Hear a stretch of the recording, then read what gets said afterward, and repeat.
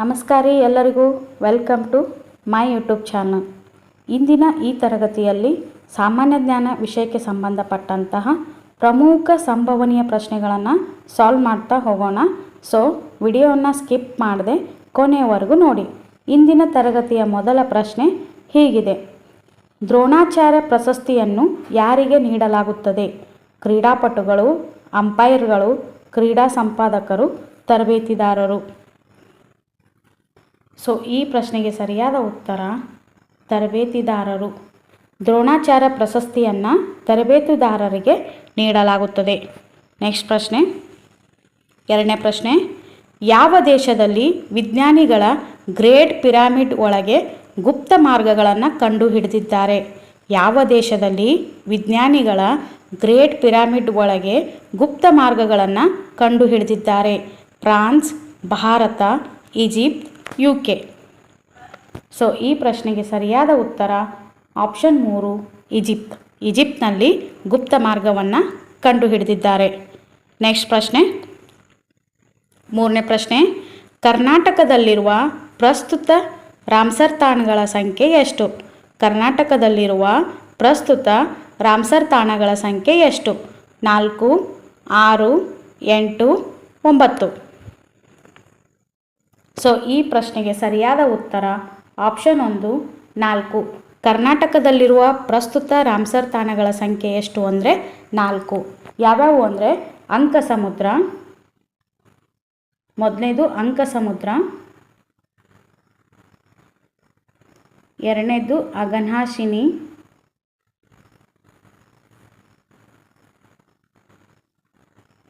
ಮೂರನೇದು ಮಾಗಡಿ ಪಕ್ಷಿಧಾಮ, ನಾಲ್ಕನೇದು ರಂಗನತಿಟ್ಟು. ಸೊ ಕರ್ನಾಟಕದಲ್ಲಿರುವ ಒಟ್ಟು ರಾಮ್ಸರ್ ತಾಣಗಳ ಸಂಖ್ಯೆ ಎಷ್ಟು ಅಂದರೆ 4. ಅವು ಯಾವುವು ಅಂದರೆ ಅಂಕಸಮುದ್ರ, ಅಘನಾಶಿನಿ, ಮಾಗಡಿ, ರಂಗನತಿಟ್ಟು. ಇನ್ನು ಭಾರತದಲ್ಲಿರುವ ರಾಮ್ಸರ್ ತಾಣಗಳ ಸಂಖ್ಯೆ ಎಷ್ಟು ಅಂದರೆ 80. ನಮ್ಮ ಭಾರತದಲ್ಲಿರುವ ರಾಮ್ಸರ್ ತಾಣಗಳ ಸಂಖ್ಯೆ 80, ಕರ್ನಾಟಕದಲ್ಲಿರುವ ರಾಮ್ಸರ್ ತಾಣಗಳ ಸಂಖ್ಯೆ 4.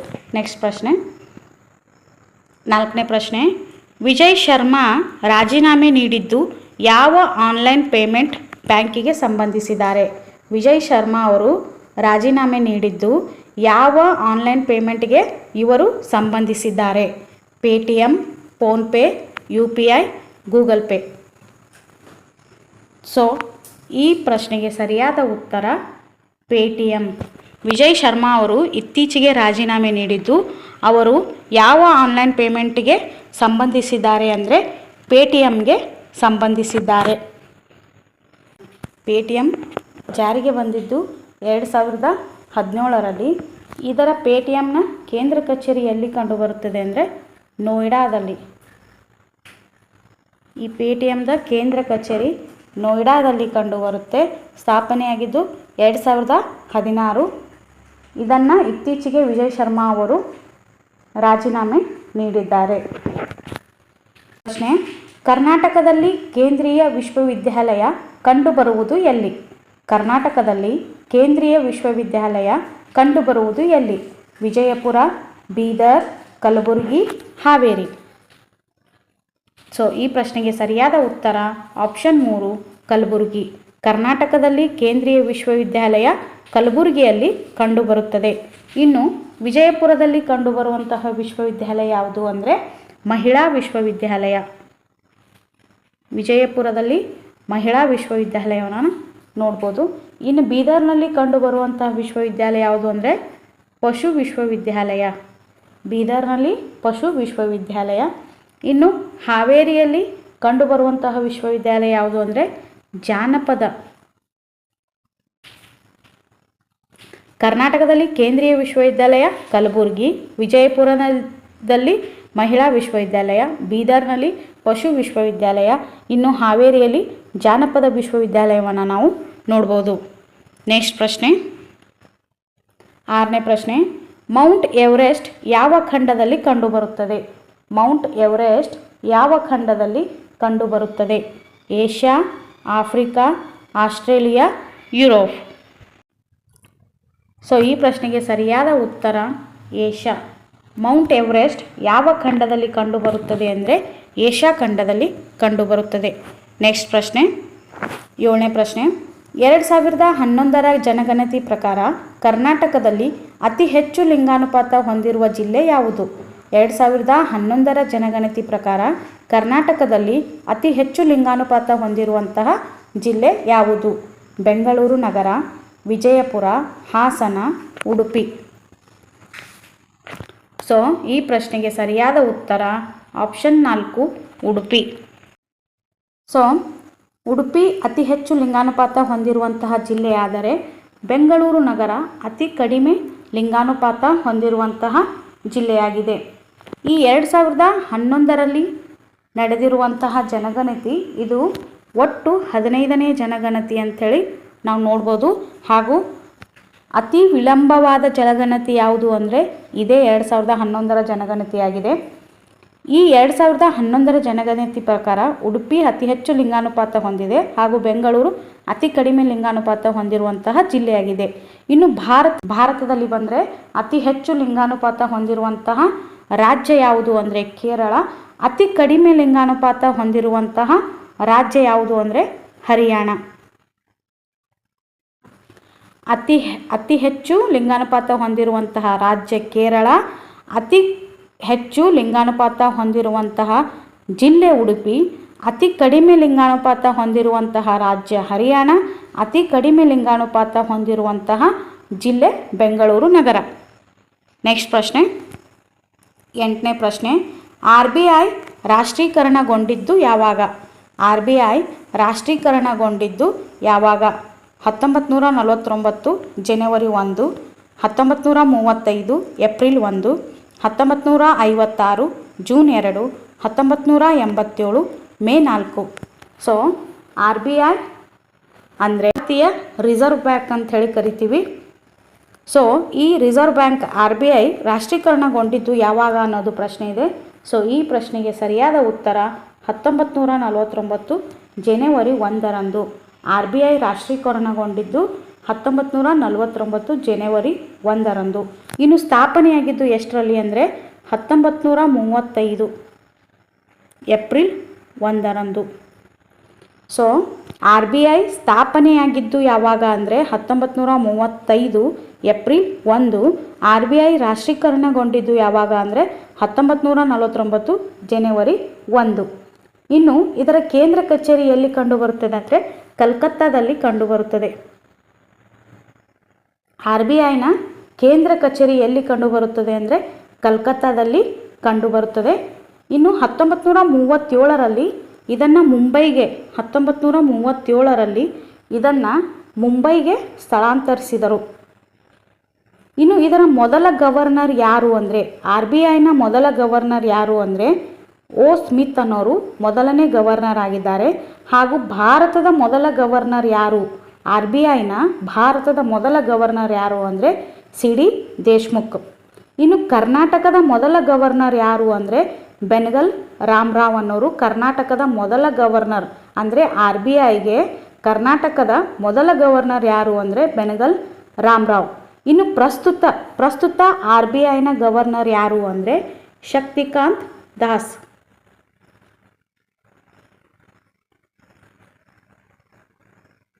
Shaktikanta Das. So RBI ಸ್ಥಾಪನೆಯಾಗಿದ್ದು 1935 April 1. RBI ರಾಷ್ಟ್ರೀಕರಣಗೊಂಡಿದ್ದು 1949 ಜನವರಿ 1. ಇನ್ನು RBI ಪ್ರಸ್ತುತ ಗವರ್ನರ್ ಯಾರಿದ್ದಾರೆ ಅಂದರೆ ಶಕ್ತಿಕಾಂತ್ ದಾಸ್. ನೆಕ್ಸ್ಟ್ ಪ್ರಶ್ನೆ, 9ನೇ ಪ್ರಶ್ನೆ. ಚಂದ್ರಯಾನ 3ಕ್ಕೆ ಎಷ್ಟು ಕೋಟಿ ಖರ್ಚು ಮಾಡಲಾಗಿದೆ? ಚಂದ್ರಯಾನ 3ಕ್ಕೆ ಎಷ್ಟು ಕೋಟಿ ಖರ್ಚು ಮಾಡಲಾಗಿದೆ?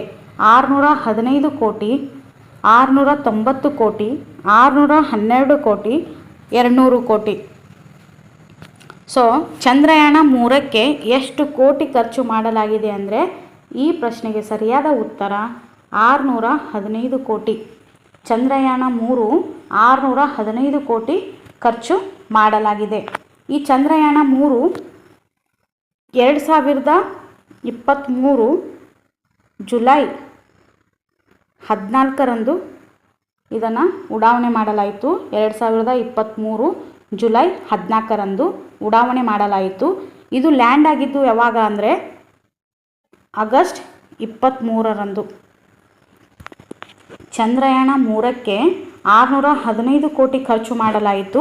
ಇದು ಉಡಾವಣೆ ಮಾಡಿದ್ದು 2023 ಜುಲೈ 14ರಂದು. ಹಾಗೂ ಇದು ಉಡಾವಣೆ ಆದಮೇಲೆ ಇದು ಅಲ್ಲಿ ಹೋಗಿ ಲ್ಯಾಂಡ್ ಆಗಿದ್ದು ಯಾವಾಗ ಅಂದರೆ ಆಗಸ್ಟ್ 23ನೇ ತಾರೀಕರಂದು ಲ್ಯಾಂಡ್ ಆಯಿತು. ನೆಕ್ಸ್ಟ್ ಪ್ರಶ್ನೆ, 10ನೇ ಪ್ರಶ್ನೆ, ಜಾಗತಿಕ ಲಿಂಗ ಸೂಚ್ಯಂಕದಲ್ಲಿ ಭಾರತದ ಸ್ಥಾನ ಎಷ್ಟು? ಜಾಗತಿಕ ಲಿಂಗ ಸೂಚ್ಯಂಕದಲ್ಲಿ ಭಾರತದ ಸ್ಥಾನ ಎಷ್ಟು? 124ನೇ ಸ್ಥಾನ, 137ನೇ ಸ್ಥಾನ, 127ನೇ ಸ್ಥಾನ, 100ನೇ ಸ್ಥಾನ. ಸೊ ಈ ಪ್ರಶ್ನೆಗೆ ಸರಿಯಾದ ಉತ್ತರ ಆಪ್ಷನ್ 3, 127ನೇ ಸ್ಥಾನ. ಜಾಗತಿಕ ಲಿಂಗ ಸೂಚ್ಯಂಕದಲ್ಲಿ ಭಾರತದ ಸ್ಥಾನ ಎಷ್ಟು ಅಂದರೆ 127ನೇ ಸ್ಥಾನ. ನೆಕ್ಸ್ಟ್ ಪ್ರಶ್ನೆ, 11ನೇ ಪ್ರಶ್ನೆ, ಕರ್ನಾಟಕದಲ್ಲಿ ತೊಗರಿ ಟೆಕ್ನಾಲಜಿ ಪಾರ್ಕ್ ಕಂಡುಬರುವುದು ಎಲ್ಲಿ? ಕರ್ನಾಟಕದಲ್ಲಿ ತೊಗರಿ ಟೆಕ್ನಾಲಜಿ ಪಾರ್ಕ್ ಕಂಡುಬರುವುದು ಎಲ್ಲಿ? ಕಲಬುರಗಿ, ಬೆಂಗಳೂರು, ಮಂಡ್ಯ, ಚಿಕ್ಕಮಗಳೂರು. ಸೊ ಈ ಪ್ರಶ್ನೆಗೆ ಸರಿಯಾದ ಉತ್ತರ ಆಪ್ಷನ್ 1, ಕಲಬುರಗಿ. ಕರ್ನಾಟಕದಲ್ಲಿ ತೊಗರಿ ಟೆಕ್ನಾಲಜಿ ಪಾರ್ಕ್ ಕಂಡುಬರುವುದು ಎಲ್ಲಿ ಅಂದರೆ ಕಲಬುರಗಿಯಲ್ಲಿ. ನೆಕ್ಸ್ಟ್ ಪ್ರಶ್ನೆ, 12ನೇ ಪ್ರಶ್ನೆ, WTO ಕೇಂದ್ರ ಕಚೇರಿ ಎಲ್ಲಿದೆ? WTO ಕೇಂದ್ರ ಕಚೇರಿ ಎಲ್ಲಿದೆ? USA, ವಾಷಿಂಗ್ಟನ್ DC, ಸ್ವಿಟ್ಜರ್ಲ್ಯಾಂಡ್ನ ಜಿನೇವಾ, ಹೇಗ್. ಸೊ ಈ ಪ್ರಶ್ನೆಗೆ ಸರಿಯಾದ ಉತ್ತರ ಆಪ್ಷನ್ 3, ಸ್ವಿಟ್ಜರ್ಲ್ಯಾಂಡ್ನ ಜಿನೇವಾ. WTO ಕೇಂದ್ರ ಕಚೇರಿ ಎಲ್ಲಿದೆ ಅಂದರೆ ಸ್ವಿಟ್ಜರ್ಲ್ಯಾಂಡ್ನ ಜಿನೇವಾದಲ್ಲಿದೆ. WTO ಅಂದರೆ ಇದರ ಲಾಂಗ್ ಫಾರ್ಮ್ ವರ್ಲ್ಡ್ ಟ್ರೇಡ್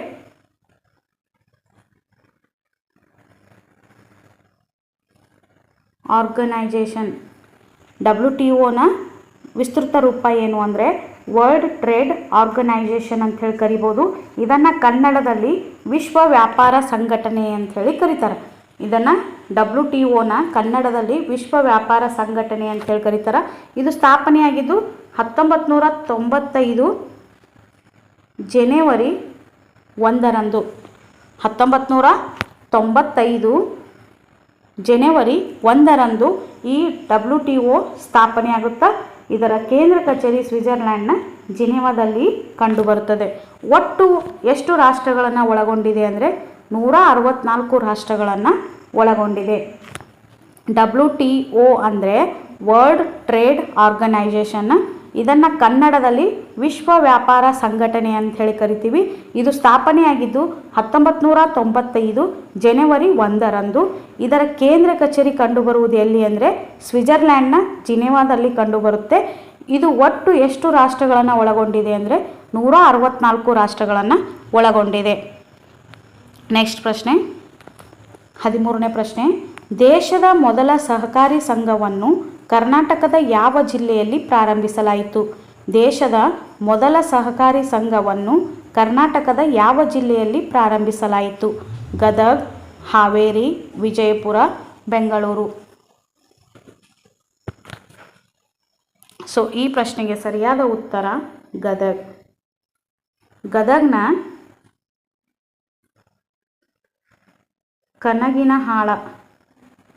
ಗದಗಿನ ಕನಗಿನಹಾಳದಲ್ಲಿ 1905ರಲ್ಲಿ ಸ್ಥಾಪನೆ ಮಾಡಲಾಯಿತು. ದೇಶದ ಮೊದಲ ಸಹಕಾರಿ ಸಂಘವನ್ನು ಕರ್ನಾಟಕದ ಗದಗ್ ಜಿಲ್ಲೆಯ ಕನಗಿನಹಾಳದಲ್ಲಿ 1905ರಲ್ಲಿ ಸ್ಥಾಪನೆ ಮಾಡಲಾಯಿತು.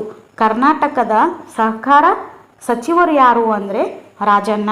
ಕರ್ನಾಟಕದ ಸಹಕಾರ ಸಚಿವರು ಯಾರು ಅಂದರೆ ರಾಜಣ್ಣ.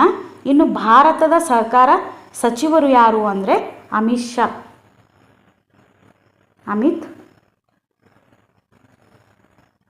ಶಾ. ದೇಶದ ಮೊದಲ ಸಹಕಾರಿ ಸಂಘವನ್ನು ಗದಗ್ ಜಿಲ್ಲೆಯಲ್ಲಿ ಪ್ರಾರಂಭಿಸಲಾಯಿತು 1905ರಲ್ಲಿ. 16ರ ಶೃಂಗಸಭೆ 2024ರಲ್ಲಿ ಆಯೋಜಿಸಿದ ದೇಶ ಯಾವುದು? ಬ್ರಿಕ್ಸ್ನ 16ನೇ ಶೃಂಗಸಭೆಯನ್ನು 2014ರಲ್ಲಿ ಆಯೋಜಿಸಿತು. ಆ ಆಯೋಜಿಸಿದಂತಹ ದೇಶ ಯಾವುದು? ಭಾರತ, ಚೀನಾ, ದಕ್ಷಿಣ ಆಫ್ರಿಕಾ, ರಷ್ಯಾ. ಸೊ ಈ ಪ್ರಶ್ನೆಗೆ ಸರಿಯಾದ ಉತ್ತರ ರಷ್ಯಾ. ಬ್ರಿಕ್ಸ್ 16ರ ಶೃಂಗಸಭೆ 2024ರಲ್ಲಿ ಆಯೋಜಿಸಿದಂತಹ ದೇಶ ಯಾವುದು ಅಂದರೆ ರಷ್ಯಾ. ನೆಕ್ಸ್ಟ್ ಪ್ರಶ್ನೆ 15ನೇ ಪ್ರಶ್ನೆ. ಭಾರತದಲ್ಲಿ ಅತಿ ಹೆಚ್ಚು ಪವನ ವಿದ್ಯುತ್ ಕಂಡುಬರುವಂತಹ ರಾಜ್ಯ ಯಾವುದು? ಭಾರತದಲ್ಲಿ ಅತಿ ಹೆಚ್ಚು ಪವನ ವಿದ್ಯುತ್ ಕಂಡುಬರುವಂತಹ ರಾಜ್ಯ ಯಾವುದು? ಕರ್ನಾಟಕ, ತಮಿಳುನಾಡು, ರಾಜಸ್ಥಾನ, ಯಾವುದೂ ಅಲ್ಲ. ಸೊ ಈ ಪ್ರಶ್ನೆಗೆ ಸರಿಯಾದ ಉತ್ತರ ಆಪ್ಷನ್ 2 ತಮಿಳುನಾಡು. ಭಾರತದಲ್ಲಿ ಅತಿ ಹೆಚ್ಚು ಪವನ ವಿದ್ಯುತ್ ಕಂಡುಬರುವಂತಹ ರಾಜ್ಯ ಯಾವ ರಾಜ್ಯದಲ್ಲಿ ಅತಿ ಹೆಚ್ಚು ಪವನ ವಿದ್ಯುತ್ ಕಂಡುಬರುತ್ತದೆ ಅಂದರೆ ತಮಿಳುನಾಡಿನಲ್ಲಿ ಅತಿ ಹೆಚ್ಚು ಪವನ ವಿದ್ಯುತ್ತನ್ನು ನೋಡಲು ಕಾಣಬಹುದು.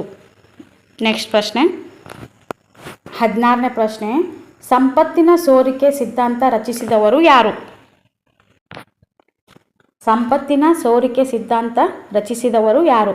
ಸ್ವಾಮಿ ವಿವೇಕಾನಂದ, ದಾದಾಬಾಯಿ ನವರೋಜಿ, ದಯಾನಂದ ಸರಸ್ವತಿ, ಲಾಲಾ ಲಜಪತ್ ರಾಯ್.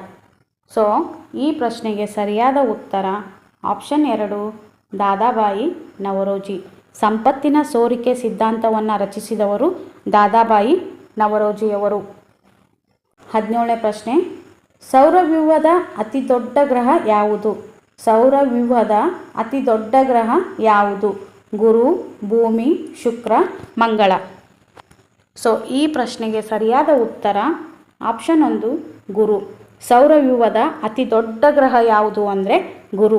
ನಮ್ಮ ಸೌರವ್ಯೂಹದಲ್ಲಿ ಒಟ್ಟು ಎಷ್ಟು ಗ್ರಹಗಳದಾವ ಅಂದರೆ 8 ಗ್ರಹಗಳನ್ನು ನಾವು ನೋಡ್ಬೋದು. ಸೌರವ್ಯೂಹದಲ್ಲಿರುವ ಒಟ್ಟು ಗ್ರಹಗಳ ಸಂಖ್ಯೆ 8. ಅದರಲ್ಲಿ ಅತಿ ದೊಡ್ಡ ಗ್ರಹ ಯಾವುದು ಅಂದರೆ ಗುರುಗ್ರಹ. ಇನ್ನು ಈ ಭೂಮಿಗೆ ನೀಲಿ ಗ್ರಹ ಅಂಥೇಳಿ ಕರಿತೀವಿ. ಭೂಮಿಗೆ ನೀಲಿ ಗ್ರಹ ಅಂಥೇಳಿ ಕರಿತೀವಿ. ಇನ್ನು ಶುಕ್ರ ಗ್ರಹಕ್ಕೆ ಬೆಳ್ಳಿ ಚುಕ್ಕಿ ಅಂಥೇಳಿ ಕರಿತೀವಿ. ಶುಕ್ರ ಗ್ರಹಕ್ಕೆ ಬೆಳ್ಳಿ ಚುಕ್ಕಿ ಅಂಥೇಳಿ ಕರಿತೀವಿ. ಇನ್ನು ಮಂಗಳ ಗ್ರಹಕ್ಕೆ ಕೆಂಪು ಗ್ರಹ ಅಂಥೇಳಿ ಕರಿತೀವಿ. ಇವು ತುಂಬ ಇಂಪಾರ್ಟೆಂಟ್ ಫ್ರೆಂಡ್ಸ್. ಬೆಳ್ಳಿ ಚುಕ್ಕಿ ಅಂಥೇಳಿ ಯಾವ ಗ್ರಹಕ್ಕೆ ಕರಿತೀವಿ ಅಂಥೇಳಿ ಪ್ರಶ್ನೆಯಾಗಿದೆ. ಕೆಂಪು ಗ್ರಹ ಅಂಥೇಳಿ ಯಾವ ಗ್ರಹಕ್ಕೆ ಕರಿತೀವಿ ಅನ್ನೋದು ಕೂಡ ಪ್ರಶ್ನೆಯಾಗಿದೆ. ಆಮೇಲೆ ನೀಲಿ ಗ್ರಹ ಅಂಥೇಳಿ ಯಾವ ಗ್ರಹಕ್ಕೆ ನಾವು ಕರಿತೀವಿ ಅನ್ನೋದು ಕೂಡ ಪ್ರಶ್ನೆಯಾಗಿದೆ. ಸೊ ನಮ್ಮ ಸೌರವ್ಯೂಹದಲ್ಲಿ ಒಟ್ಟು 8 ಗ್ರಹಗಳನ್ನು ನೋಡ್ಬೋದು. ಅದರಲ್ಲಿ ಅತಿ ದೊಡ್ಡ ಗ್ರಹ ಯಾವುದು ಅಂದರೆ ಗುರು. ಆಮೇಲೆ ಅತಿ ಚಿಕ್ಕ ಗ್ರಹ ಯಾವುದು ಅಂದರೆ ಬುಧ. ಸೌರವ್ಯೂಹದಲ್ಲಿ ಒಟ್ಟು 8 ಗ್ರಹಗಳು. ಅತಿ ದೊಡ್ಡ ಗ್ರಹ ಗುರು, ಅತಿ ಚಿಕ್ಕ ಗ್ರಹ ಬುಧ ಗ್ರಹ. ಇನ್ನು ಭೂಮಿಯನ್ನು ನೀಲಿ ಗ್ರಹ ಅಂಥೇಳಿ ಕರಿತೀವಿ. ಶುಕ್ರ ಗ್ರಹವನ್ನು ಬೆಳ್ಳಿ ಚುಕ್ಕಿ ಅಂಥೇಳಿ ಕರಿತೀವಿ. ಇನ್ನು ಮಂಗಳ ಗ್ರಹವನ್ನು ಕೆಂಪು ಗ್ರಹ ಅಂಥೇಳಿ ಕರಿತೀವಿ. ಇನ್ನು ಉಂಗುರಗಳ ಗ್ರಹ ಅಂಥೇಳಿ ಕರಿತೀವಿ. ಯಾವ ಗ್ರಹಕ್ಕೆ ಕರಿತೀವಿ? ಶನಿ ಗ್ರಹಕ್ಕೆ. ಉಂಗುರಗಳ ಗ್ರಹ ಅಂಥೇಳಿ ಕರೆಯುವಂತಹ ಗ್ರಹ ಯಾವುದು ಅಂದರೆ ಶನಿ ಗ್ರಹ. ಇನ್ನು ಅತಿ ಹೆಚ್ಚು ಉಪಗ್ರಹ ಹೊಂದಿರುವಂತಹ ಗ್ರಹ ಯಾವುದು? ಸೊ ಈ ಪ್ರಶ್ನೆ ನಾನು ನಿಮಗೆ ಕೊಡ್ತಾ ಇದ್ದೀನಿ. ಅತಿ ಹೆಚ್ಚು ಉಪಗ್ರಹ ಹೊಂದಿರುವಂತಹ ಗ್ರಹ ಯಾವುದು? ಇದನ್ನು ಕೆಳಗಡೆ ಕಮೆಂಟ್ ಮಾಡಿ ತಿಳಿಸಿ. ಇನ್ನೊಮ್ಮೆ ಹೇಳ್ತಾ ಇದ್ದೀನಿ. ಪ್ರಶ್ನೆ ಏನು ಅಂದರೆ ಅತಿ ಹೆಚ್ಚು ಉಪಗ್ರಹಗಳನ್ನು ಹೊಂದಿರುವಂತಹ ಗ್ರಹ ಯಾವುದು? ಇದನ್ನು ಆನ್ಸರನ್ನು ನೀವು ಕಮೆಂಟ್ ಮೂಲಕ ನನಗೆ ತಿಳಿಸಿ. ಸೊ ನೆಕ್ಸ್ಟ್ ಪ್ರಶ್ನೆ 18ನೇ ಪ್ರಶ್ನೆ. ಜೈನ ಧರ್ಮದ ಮೊದಲನೇ ತೀರ್ಥಂಕ ಯಾರು? ಜೈನ ಧರ್ಮದ ಮೊದಲನೇ ತೀರ್ಥಂಕ ಯಾರು? ಪಾರ್ಶ್ವನಾಥ, ಋಷಭನಾಥ, ಮಹಾವೀರ, ಯಾರೂ ಅಲ್ಲ. ಸೊ ಈ ಪ್ರಶ್ನೆಗೆ ಸರಿಯಾದ ಉತ್ತರ ಋಷಭನಾಥ.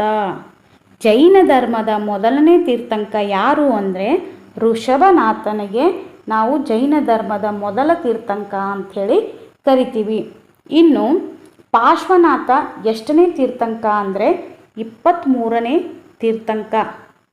ಸೊ ಜೈನ ಧರ್ಮದಲ್ಲಿ ಕಂಡುಬರುವಂತಹ ತೀರ್ಥಂಕಗಳ ಸಂಖ್ಯೆ ಎಷ್ಟು ಅಂದರೆ ಒಟ್ಟು 24 ತೀರ್ಥಂಕಗಳನ್ನು ನಾವು ಜೈನ ಧರ್ಮದಲ್ಲಿ ನೋಡ್ಬೋದು. ಅದರಲ್ಲಿ ಮೊದಲನೇ ತೀರ್ಥಂಕ ಋಷಭನಾಥ, ಪಾರ್ಶ್ವನಾಥ 23ನೇ ತೀರ್ಥಂಕ. ಇನ್ನು ಮಹಾವೀರ ಎಷ್ಟನೇ ತೀರ್ಥಂಕ ಅಂದರೆ 24ನೇ ಹಾಗೂ ಕೊನೆಯ ತೀರ್ಥಂಕ ಯಾರು ಅಂದರೆ ಮಹಾವೀರ. ಜೈನ ಧರ್ಮದಲ್ಲಿ ಒಟ್ಟು 24 ತೀರ್ಥಂಕಗಳಿರ್ತಾರೆ. ಅದರಲ್ಲಿ ಋಷಭನಾಥ ಮೊದಲನೇ ತೀರ್ಥಂಕ, ಪಾರ್ಶ್ವನಾಥ 23ನೇ ತೀರ್ಥಂಕ ಹಾಗೂ 24ನೇ ಹಾಗೂ ಕೊನೆಯ ತೀರ್ಥಂಕ ಯಾರು ಅಂದರೆ ಮಹಾವೀರ. ಸೊ ನೆಕ್ಸ್ಟ್ ಪ್ರಶ್ನೆ 19ನೇ ಪ್ರಶ್ನೆ, ಬಡವರ ಬಂಧು ಯೋಜನೆಯ ಫಲಾನುಭವಿಗಳು ಯಾರು? ಬಡವರ ಬಂಧು ಯೋಜನೆಯ ಫಲಾನುಭವಿಗಳು ಯಾರು? BPL ಕುಟುಂಬಗಳು, ಸಣ್ಣ ಉದ್ಯಮಿಗಳು, ಸಹಕಾರಿ ಸಂಘಗಳು, ಬೀದಿ ಬದಿಯ ವ್ಯಾಪಾರಿಗಳು. ಸೊ ಬಡವರ ಬಂಧು ಯೋಜನೆಯ ಫಲಾನುಭವಿಗಳು ಯಾರು? ಈ ಕೆಳಗಡೆ 4 ಆಪ್ಷನ್ ಇದ್ದಾವೆ. ಸೊ ಬಡವರ ಬಂಧು ಯೋಜನೆಗೆ ಸರಿ ಹೊಂದುವಂತಹ ಆಪ್ಷನ್ ಯಾವುದು? ಸೊ ಈ ಪ್ರಶ್ನೆಗೆ ಸರಿಯಾದ ಉತ್ತರ ಆಪ್ಷನ್ 4, ಬೀದಿ ಬದಿಯ ವ್ಯಾಪಾರಿಗಳು. ಬಡವರ ಬಂಧು ಯೋಜನೆಯ ಫಲಾನುಭವಿಗಳು ಯಾರು ಅಂದರೆ ಬೀದಿ ಬದಿಯ ವ್ಯಾಪಾರಿಗಳು. ನೆಕ್ಸ್ಟ್ ಪ್ರಶ್ನೆ 20ನೇ ಪ್ರಶ್ನೆ, ಕುಚಿಪುಡಿ ಈ ಕೆಳಗಿನ ಯಾವ ರಾಜ್ಯದ ನೃತ್ಯವಾಗಿದೆ? ಕುಚಿಪುಡಿ ಈ ಕೆಳಗಿನ ಯಾವ ರಾಜ್ಯದ ನೃತ್ಯವಾಗಿದೆ? ಆಂಧ್ರ ಪ್ರದೇಶ್, ಕೇರಳ, ಕರ್ನಾಟಕ ಹಾಗೂ ತಮಿಳುನಾಡು. ಸೊ ಈ ಪ್ರಶ್ನೆಗೆ ಸರಿಯಾದ ಉತ್ತರ ಆಪ್ಷನ್ 1, ಆಂಧ್ರ ಪ್ರದೇಶ್. ಕುಚಿಪುಡಿ ಇದು ಆಂಧ್ರ ಪ್ರದೇಶದ ನೃತ್ಯವಾಗಿದೆ. ಇನ್ನು ಕೇರಳದ ನೃತ್ಯ ಯಾವುದು? ಕೇರಳದ ನೃತ್ಯ ಯಾವುದು ಅಂದರೆ ಕಥಕ್ಕಳಿ. ಕೇರಳ ನೃತ್ಯ ಯಾವುದು ಅಂದರೆ ಕಥಕ್ಕಳಿ. ಇನ್ನು ಕರ್ನಾಟಕದ ನೃತ್ಯ ಯಾವುದು ಅಂದರೆ ಯಕ್ಷಗಾನ. ಇನ್ನು ತಮಿಳುನಾಡಿನ ನೃತ್ಯ ಯಾವುದು ಅಂದರೆ ಭರತನಾಟ್ಯ. ಸೊ ಕುಚಿಪುಡಿ ಈ ಕೆಳಗಿನ ಯಾವ ರಾಜ್ಯದ ನೃತ್ಯವಾಗಿದೆ ಅಂದರೆ ಆಂಧ್ರ ಪ್ರದೇಶದ ನೃತ್ಯವಾಗಿದೆ. ಇನ್ನು ಕೇರಳದ ನೃತ್ಯ ಯಾವುದು ಅಂದರೆ ಕಥಕ್ಕಳಿ, ಕರ್ನಾಟಕದ್ದು ಯಕ್ಷಗಾನ, ತಮಿಳುನಾಡಿಂದು ಭರತನಾಟ್ಯ. ಸೊ ಈ ನೃತ್ಯಗಳು ತುಂಬ ಇಂಪಾರ್ಟೆಂಟ್ ಆಗಿದೆ ಫ್ರೆಂಡ್ಸ್. ಪ್ರತಿಯೊಂದು ಎಕ್ಸಾಮ್ನಲ್ಲೂ ಒಂದು ನೃತ್ಯ ಕೊಟ್ಟು ಇದು ಯಾವ ರಾಜ್ಯದ್ದು ಅಂಥೇಳಿ ಪ್ರಶ್ನೆ ಬರುವ ಚಾನ್ಸಸ್ ತುಂಬ ಇದೆ. ಹಾಗಾಗಿ ಇದನ್ನು ಒಂದು ಸಾರಿ ಸರಿಯಾಗಿ ಓದ್ಕೊಂಡ್ರೆ ನಿಮಗೆ 1 ಅಂಕಗಳು ಖಂಡಿತ ಸಿಗೋ ಚಾನ್ಸಸ್ ಇದೆ. ನಿಮಗೊಂದು ಪ್ರಶ್ನೆ ಏನು ಅಂದರೆ ಮಣಿಪುರ ರಾಜ್ಯದ ನೃತ್ಯ ಯಾವುದು? ಮಣಿಪುರ ರಾಜ್ಯದ ನೃತ್ಯ ಯಾವುದು? ಮಣಿಪುರ ರಾಜ್ಯದ ನೃತ್ಯ ಯಾವುದು? ನಿಮ್ಮ ಆನ್ಸರನ್ನು ಕಮೆಂಟ್ ಮುಖಾಂತರ ನನಗೆ ತಿಳಿಸಿ ಫ್ರೆಂಡ್ಸ್. ಸೊ ಇದಾಗಿತ್ತು ಇಂದಿನ ತರಗತಿ. ಈ ತರಗತಿ ಖಂಡಿತ ನಿಮಗೆ ಇಷ್ಟವಾಗಿದೆ ಅಂಥೇಳಿ ಭಾವಿಸ್ತಾ ಈ ತರಗತಿಯನ್ನು ಇಲ್ಲಿಗೆ ಎಂಡ್ ಮಾಡ್ತಾ ಇದ್ದೀನಿ. ಸೊ ಈ ತರಗತಿ ನಿಮಗೆ ಇಷ್ಟವಾದರೆ ಪ್ಲೀಸ್ ಲೈಕ್ ಮಾಡಿ, ಶೇರ್ ಮಾಡಿ ಹಾಗೂ ತಪ್ಪದೆ ಸಬ್ಸ್ಕ್ರೈಬ್ ಮಾಡಿಕೊಳ್ಳಿ. ನಿಮ್ಮೆಲ್ಲರ ಸಪೋರ್ಟು ಈ ನಿಮ್ಮ ಚಾನಲ್ ಮೇಲೆ ಯಾವಾಗಲೂ ಹೀಗೆ ಇರಲಿ ಅಂತ ಕೇಳಿಕೊಳ್ಳುತ್ತಾ ಥ್ಯಾಂಕ್ ಯು ಸೋ ಮಚ್.